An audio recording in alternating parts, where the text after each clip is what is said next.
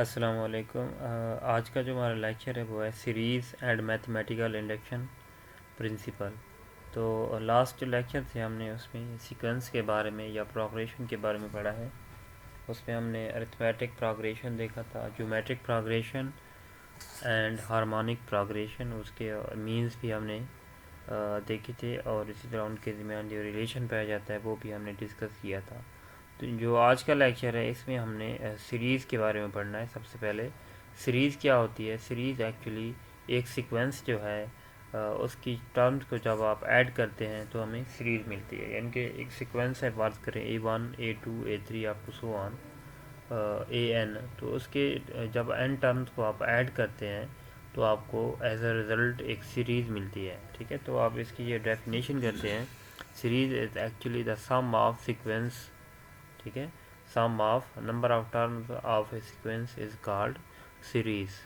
तो इसके हम देखेंगे कि सम कैसे फाइंड करते हैं, इसको भी हम देखते हैं नेक्स्ट। तो जैसे हमारे पास हमने पढ़ा था अरिथमेटिक प्रोग्रेशन है।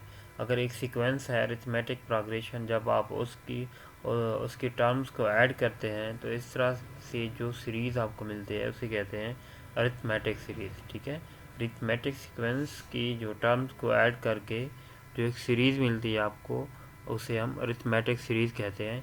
और इसका सम जो है आप किस तरह फाइंड कर सकते हैं, उसको हम फाइंड कर सकते हैं। The nth partial sum of arithmetic sequence an with common difference t is Sn is equal to n by 2 2a1 plus n minus 1 into d। ठीक है, आपको ये क्या है एक्चुअली अरिथमेटिक सीरीज़ का, यानी कि अरिथमेटिक जो सीक्वेंस है उसका जब आप सम करेंगे तो आपको अरिथमेटिक सीरीज़ मिलेगी।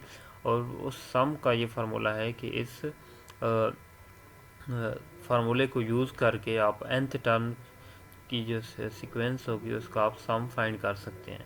ठीक है, तो जैसे आपके पास एक बात करें, एक सीक्वेंस है 1 2 3 4 अप टू सो 1 50, तो आप इसको जब ऐड करेंगे 1 plus 2 plus 3 plus up to so 1 50, तो इसका सब सम जो अब आपने फाइंड करना है, क्योंकि ये आपकी अरिथमेटिक सीक्वेंस थी। तो जब आपने इसका सम किया तो ये अरिथमेटिक सीरीज़ बन गई। अब इसका अरिथमेटिक सीरीज़ का, यानी कि आपने n की यहाँ पे क्या है, कोई फाइनाइट वैल्यू है। n यहाँ पे 50 हम ले सकते हैं, 60 ले सकते हैं। यहाँ पे इस फार्मूले के तहत आप इसका सम फाइंड करेंगे। अगर आपके पास ये n जो है वो 50 टर्म्स है तो आप यहाँ पे n की जो वैल्यू पुट करेंगे वो 50 होगी। और 2a1 जो है आपको पता है इसकी फर्स्ट टर्म ऑफ सीक्वेंस होगी। और इसी तरह n यहाँ पे आप 50 पुट करेंगे। और d क्या है, आपको कॉमन डिफरेंस पता होगा, क्योंकि एक अरिथमेटिक सीरीज़ है, उस किसी भी दो टर्म्स का जो डिफरेंस होगा वो सेम होगा, और आप इसे फाइंड कर सकते हैं। ठीक है, by using this formula you can find the partial sum of arithmetic sequence.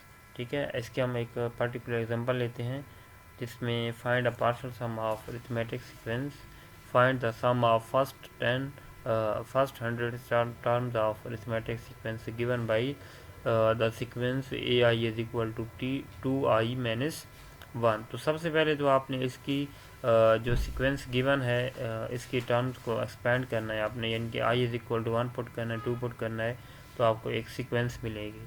ठीक है, फिर आपने चेक करना है कि ये क्या अरिथमेटिक सीक्वेंस है, यानी कि इसका जो किसी भी दो टर्म का जो डिफरेंस है वो सेम आता है या नहीं आता।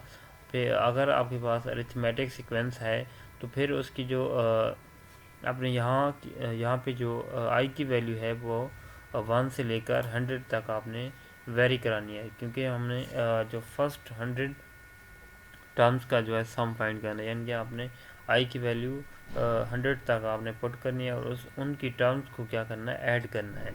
ठीक है, और इसको ऐड कैसे करेंगे, आप ये जो हमने ऊपर फार्मूला पढ़ा है S N is equal to n/2 2a1 plus n minus 1 into D, तो यहाँ पे आप सारी इन्फॉर्मेशन पुट करेंगे तो आपके पास क्या आ जाएगा, first 100 terms of arithmetic sequence find कर लेंगे आप। ठीक है, तो इसी तरह दूसरा भी इसी तरह आपने 50 टर्म्स फाइंड करनी है।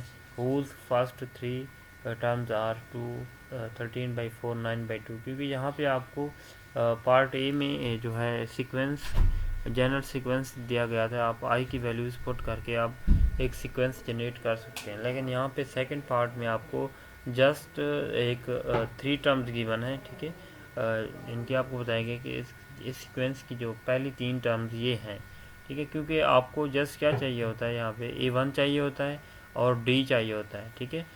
D आप कैसे फाइंड करेंगे, D आप किसी भी 2 टर्म का डिफरेंस ले लें, ठीक है, तो क्योंकि ये through out the sequence same रहता है, तो आपके पास चाहे 2 टर्म्स हों, चाहे 4 टर्म्स गिवन हो, या आपके पास टोटल की टोटल सीक्वेंस गिवन हो, तो उसका जो कॉमन डिफरेंस है वो सेम ही होगा। तो इससे भी आप ये हमारे लिए सम फाइंड करने के लिए जो इन्फॉर्मेशन है वो इनफ है, यानी कि इस इंफॉर्मेशन से हम उसका सम फाइंड कर सकते हैं। तो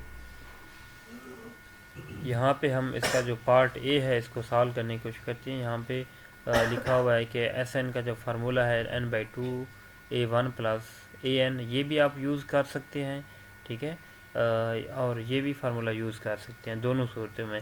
यानी कि अगर आप डी, यहाँ पे क्या है एक्चुअली, डी जो है कॉमन डिफरेंस है, अगर आप कॉमन डिफरेंस के तौर पे इस यहाँ पे यूज़ किया गया है। अगर आप यहाँ पे यूज़ नहीं करना चाहते कॉमन डिफरेंस, तो ये वाला फार्मूला भी यूज़ करते हैं। ये दोनों अल्टरनेटिव फॉर्म है एक दूसरे की, तो यहाँ पे कोई भी आप फार्मूला इसको यूज़ कर सकते हैं। तो यहाँ से आप सबसे पहले जो है इस सीक्वेंस की टर्म्स आप जनरेट करेंगे, i = 1 पुट करके, 2 पुट करेंगे, 3 पुट करेंगे, फिर आप सो ऑन 100, ठीक है। तो यहाँ से आपके पास क्या आ जाएगा, अगर आप ये वाला फार्मूला यूज़ कर रहे हैं A1 + an, ठीक है, तो आप यहाँ पे i = 100 पुट करेंगे। और अगर आप ऊपर वाला फार्मूला, इसमें क्या है एक्चुअली बेसिक डिफरेंस ये है कि अगर आपको लास्ट टर्म पता है, ठीक है, क्योंकि यहाँ पे देखें जो फर्स्ट फार्मूला है इसमें इसकी जो 100 टर्म है वो हम फाइंड कर सकते हैं, ठीक है। आई की वैल्यू जो है हम 100 पुट कर दें तो आपको यहाँ से 100 टर्म की जो वैल्यू है वो फाइंड हो जाएगी। लेकिन जो सेकंड बी पार्ट है इसमें हमें जो 15 टर्म की जो वैल्यू है वो नहीं पता, ठीक है। तो इसका ये मतलब है कि हम ये पहले वाला जो सम का फार्मूला ये यूज़ नहीं कर सकते, ठीक है। हमें क्या गिवन है, हमें जस्ट A1 गिवन है, यहाँ से हम n = 50 पुट करेंगे और D की वैल्यू भी हम यहाँ से कॉमन डिफरेंस फाइंड कर सकते हैं, ठीक है। तो यहाँ पे जो है ये वाला फार्मूला अप्लाई नहीं कर सकते, ये फर्स्ट फार्मूला, ठीक है, n/2 A1 + an, क्योंकि हमें A15 जो टर्म है वो पता नहीं है, जस्ट हमें 3 फर्स्ट टर्म्स ऑफ सीक्वेंस जो है गिवन है, इस वजह से हम ये वाला फार्मूला यहाँ पे यूज़ नहीं कर सकते। जो फर्स्ट पार्ट ए है इसमें दोनों तरह के फार्मूलाज यूज़ कर सकते हैं हम, ये वाला फार्मूला भी यूज़ कर सकते हैं, ये वाला फार्मूला भी यूज़ कर सकते हैं सेकंड, क्योंकि यहाँ पे हम A1 भी हमें पता होगा, डी जो है हम उसकी 2-3 टर्म्स फाइंड करके हम उसका डिफरेंस भी फाइंड कर सकते हैं। तो ये एक्चुअली इसमें बेसिक फ़र्क है। अगर आपको an मालूम होगा तो आप फर्स्ट फार्मूला यूज़ करेंगे, अगर आपके पास an जो है नहीं है, आपको 2-3 टर्म्स गिवन है, तो आपने जो है सेकंड जो फार्मूला है सम का वो यूज़ करना है। तो यहाँ पे हम क्या पुट करेंगे, n की जगह पे हम 100 पुट करेंगे, = यहाँ पे हमने ये वाला फार्मूला फर्स्ट यूज़ किया क्योंकि हमें जो इसकी 100 टर्म है वो भी हम फाइंड कर सकते हैं और फर्स्ट टर्म भी हमें गिवन है। तो यहाँ से हम इसकी वैल्यूज़ पुट करके इसकी जो इसका सम है हम फाइंड कर सकते हैं, ठीक है। तो ये हमारे पास क्या होगा, इस सीक्वेंस गिवन सीक्वेंस का 100 टर्म का जो सम है वो इसके इक्वल होगा, ठीक है। तो इसका इसी तरह हम सेकंड पार्ट करेंगे। सेकंड पार्ट में अब हम ये जो सेकंड सम का फार्मूला है वो यूज़ कर रहे हैं, क्योंकि हमें इसमें an की वैल्यू मालूम नहीं है, ठीक है। तो यहाँ पे हम d और A1 की वैल्यू पुट करेंगे और n तो हमारा यहाँ पे 50 है, क्योंकि उसने बताया हुआ है कि आपने इसकी जो 50th यानी कि जो टर्म है उसका हमने सम फाइंड करना है। तो n यहाँ पे आप 50 पुट करेंगे और A1 और D की भी आप वैल्यू यहाँ पे सब्स्टिट्यूट करेंगे, तो आपके पास इस गिवन सीक्वेंस का जो है जिसकी 3 टर्म्स आपको गिवन है उसका आपके पास सम आ जाएगा, ठीक है। तो ये हमारे पास था अरिथमेटिक सीरीज़ या अरिथमेटिक सीक्वेंस का सम हम कैसे फाइंड करते हैं। अब हमने देखना है formula for the nth partial sum of geometric sequence. ठीक है, हमने जो सेकंड है वो ज्योमेट्रिक सीक्वेंस या ज्योमेट्रिक प्रोग्रेशन के बारे में पढ़ा था। अब हम देखते हैं एक सीक्वेंस जो है अगर ज्योमेट्रिक है तो उसका सम हम कैसे फाइंड कर सकते हैं। The nth partial sum of geometric sequence with first term a1 and the common ratio r is Sn is equal to a1 into 1 minus r की power n over 1 minus r where r is not equal to 1, क्योंकि यहाँ पे अगर r is equal to 1 होगा तो आपका जो denominator है ये नीचे ज़ीरो आ जाएगा और आपका जो सम है वो क्या हो जाएगा, अनडिफाइंड हो जाएगा।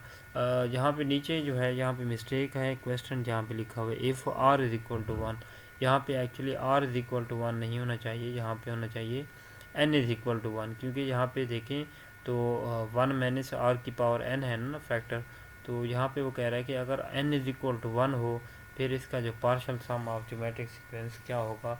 इसका नीचे जो है हम आंसर देखेंगे कि अगर n इज इक्वल टू 1 होगा तो उस सूरत में आपके पास इस पूरी सीक्वेंस का जो सम है वो क्या बनेगा। Find the partial sum of geometric sequence, इसमें जो फर्स्ट पार्ट ए है इसमें आपको गिवन है find the sum of the first 4 terms of geometric sequence. ठीक है, और इसमें आपने सिर्फ फर्स्ट 4 टर्म का सीक्वेंस का जो सम है वो फाइंड करना है। ठीक है, आपको बताया गया है एक इनफाइनाइट सीक्वेंस, ठीक है एक इनफाइनाइट सीक्वेंस है। तो और दूसरा जो बी पार्ट है evaluate the finite geometric series. ठीक है, इसमें क्या है आपको एक फाइनाइट सीरीज़ है उसका आपने सम फाइंड करना है, यानी कि इस 17 तक इसकी टर्म गिवन है उसका आपने सम फाइंड करना है। तो फर्स्ट इसको हम सॉल्व करते हैं। यहाँ से जो पार्ट ए में आपको एक सीक्वेंस गिवन है, ठीक है, तो इस यहाँ से आपके पास